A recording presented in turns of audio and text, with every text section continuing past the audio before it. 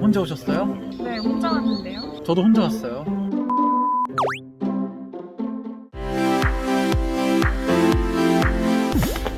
해가 별로 없어서 사진은 이쁘게 안 나올 것 같은데 그래도 이런 날에 야외를 나와서 차를 다닌다. 우리 언제 택배 찍은 적 없잖아. 여러분 오늘 쓰일지도 모르는 마이크예요. 이게 다이소에서 샀다 그랬죠? 얼마 주고 샀어요 이거? 3,000원? 3,000원짜리 마이크 리뷰 어때요? 괜찮네.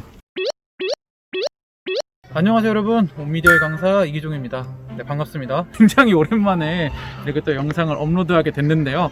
사실 뭐 바쁘다는 것도 핑계일 수도 있지만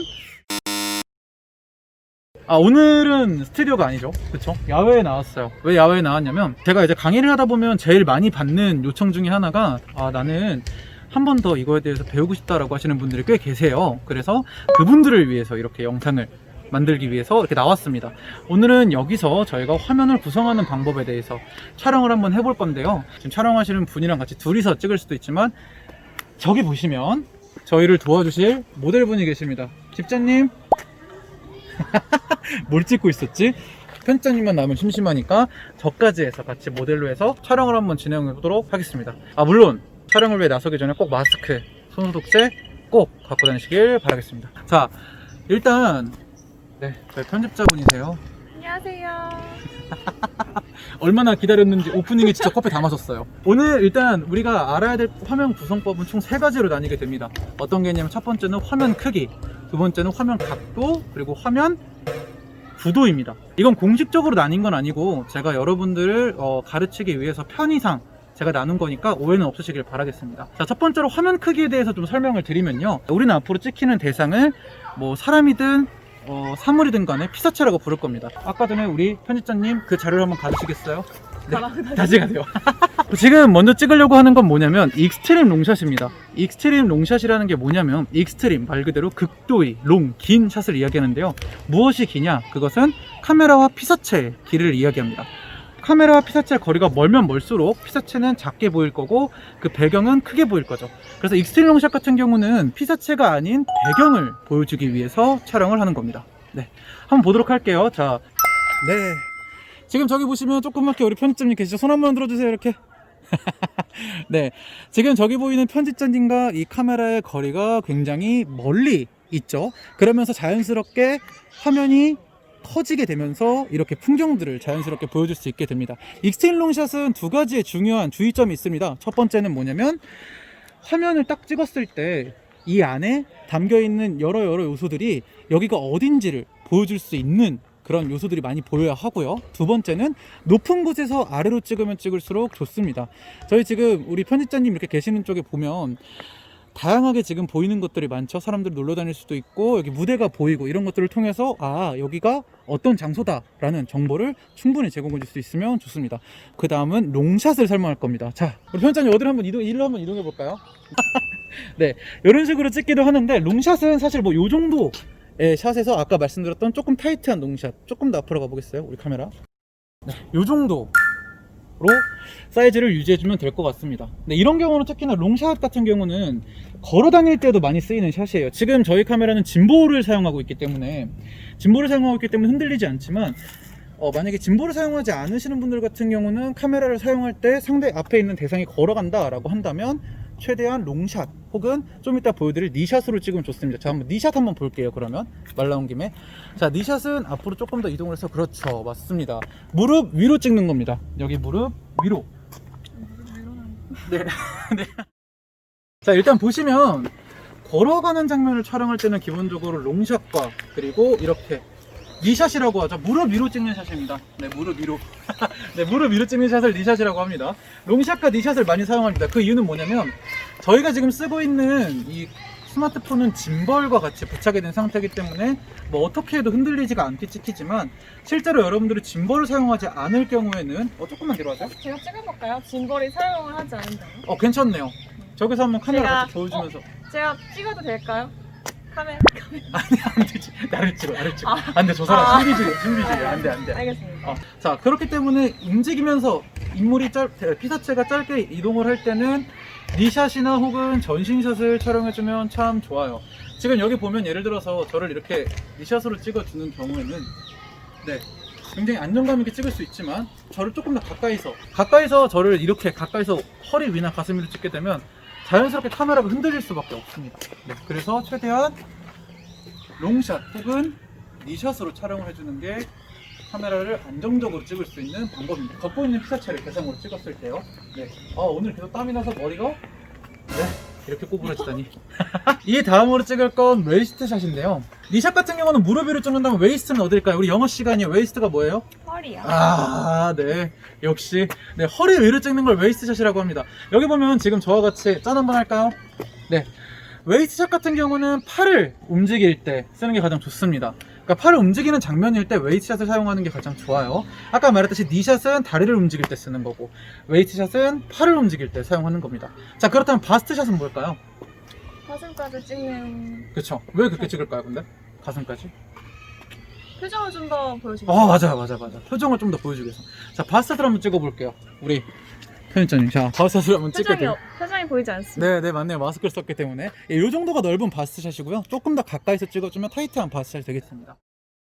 사실은 클로즈업은 더 가까이 가는데 꼭 클로즈업 할 때는 저를 찍으려고 하시네요. 자, 네, 부담되시죠? 네, 아무튼 간에 클로즈업 같은 경우는 이제 가까이서 찍긴 하는데 사실 좀 미묘한 단어의 차이지만 너무 가까이 오는 거 아니야? 미묘한 단어의 차이긴 하지만 바스트샷 같은 경우는 표정이지만 이 클로즈업은 이 심리를 보여주게 됩니다. 그래서 여러분들이 구분해서 사용하시면 좋을 것 같아요. 근데 어려울 거 없죠? 그쵸? 그리고 두 번째는 이제 화면 각도에 대해서 한번 볼 건데요. 대표적으로 하이 앵글과 로우 앵글이라는 게 있어요. 아까 보였듯이 하이 앵글은 카메라가 위에서 저를 찍어주는 건데요. 모델을. 자, 한번 내려가 보시죠. 전신을 찍을 수 있도록 해주세요. 좋아요. 자, 이렇게 한 경우 이거를 하이앵글이라고 부릅니다. 카메라가 위에서 아래로 찍는 거죠. 이 효과 같은 경우는 피사체를 작고 왜소하게 보인다는 효과가 있어요. 그래서 저 옛날에 싸이월드 하던 시절에 이렇게 찍는 샷이 굉장히 유행했었어요. 하두리. 네, 맞아. 그 하두리까지는 아닌데요.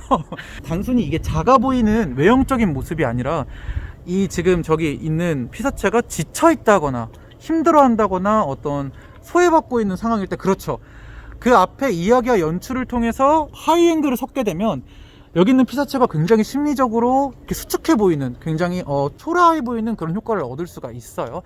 자, 로우 앵글 같은 경우는 아까 제가 하이앵글이 이제 그 인물을 굉장히 초라해 보이고 왜소해 보인다고 말했는데, 로우 앵글은 그렇죠, 이렇게 찍으면 누가 봐도 바람 좀 불어줬으면 좋겠어요. 아, 맞네.